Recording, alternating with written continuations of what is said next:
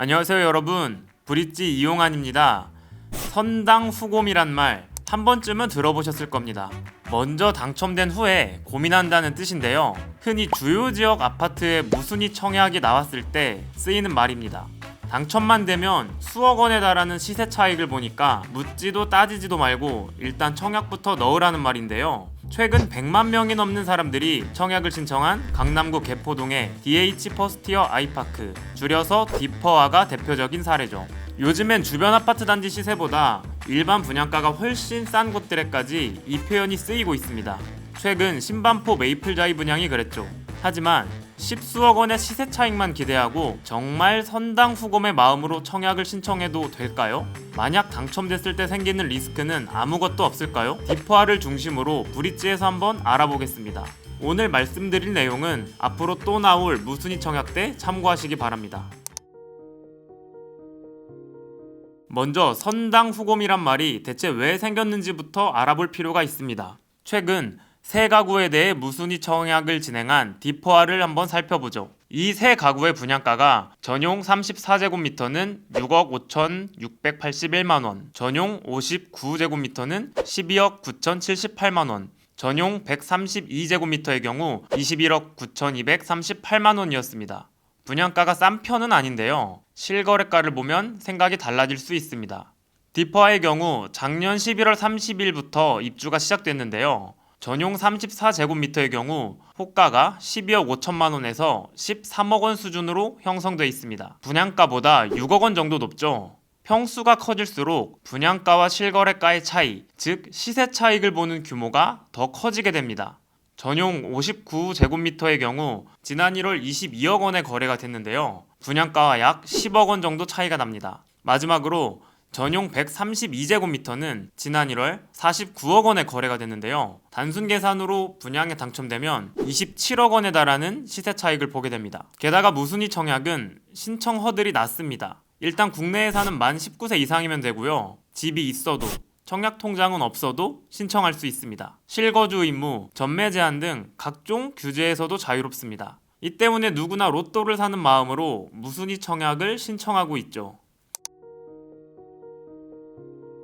조건도 까다롭지 않고 당첨만 되면 수십억 원의 시세 차익을 볼 수도 있다니 나도 한번 넣어볼까라는 생각이 당연히 들 수밖에 없는데요. 하지만 이 세상에 공짜는 없습니다. 우선 계약금을 충분히 확보해야 합니다. 3월 8일까지 분양가의 10% 수준인 계약금을 내야 하는데요. 무순위 청약 신청일로부터 바로 11일 뒤입니다. 짧은 시간 안에 이 금액을 마련하지 못하면 계약을 할 수 없습니다. 보통 계약금은 분양가의 10% 수준으로 정해지는데요. 20%인 곳도 있습니다. 일반 분양이었지만 선당후곰으로 최근에 또 핫했던 다른 단지 메이플자이의 계약금이 분양가의 20%였죠. 다시 디퍼아 사례를 보면 계약금을 내기 위해 전용 34제곱미터의 경우 일단 6,500만원, 전용 59제곱미터는 1억 3천만원, 전용 142제곱미터는 2억 2천만원 정도를 현금으로 무조건 갖고 있어야 합니다. 여기서 끝이 아닙니다. 실거주를 원하는 사람은 3달 뒤인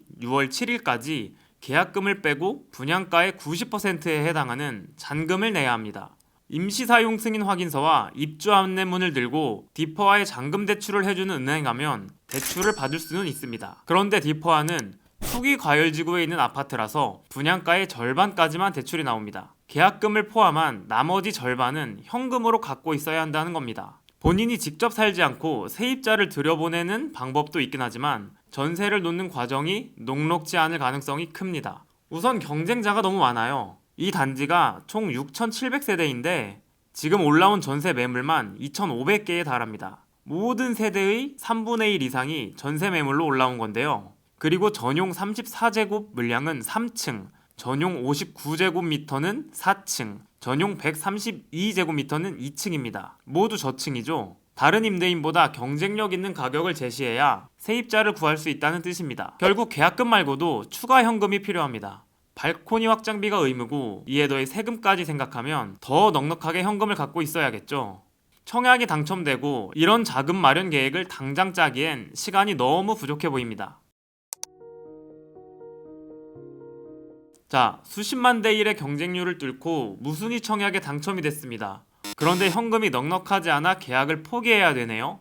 이럴 경우 어떤 불이익을 받게 될까요? 우선 본인이 실제로 계약을 했는지와 별개로 분양가 상한제가 적용됐거나 투기과열지구에서 청약에 당첨이 됐다면 앞으로 10년간 청약 재당첨이 불가능해집니다. 청약과열지구의 청약이었다면 7년간 당첨이 제한됩니다. 정작 본인이 제대로 청약을 넣을 자금을 마련했을 때 도전하지 못하는 상황이 발생할 수 있습니다. 그러니 무순위 청약을 신청할 땐 꼭 모집 공고에서 재당첨 제한 기간이 얼마나 되는지 확인할 필요가 있습니다. 메이플자이처럼 청약 통장을 사용해 당첨이 됐다가 취소할 경우에는 문제가 더 큽니다. 청약 통장을 이용해 당첨이 된 만큼 이후 또 다른 청약을 넣으려면 새 청약 통장에 가입해야 하기 때문인데요. 기존에 쌓아온 청약 통장 납입 기간이 모두 사라지게 되는 겁니다. 이렇게 되면 납입 기간이 중요한 공공분양의 기회는 사실상 날려버리게 되겠죠.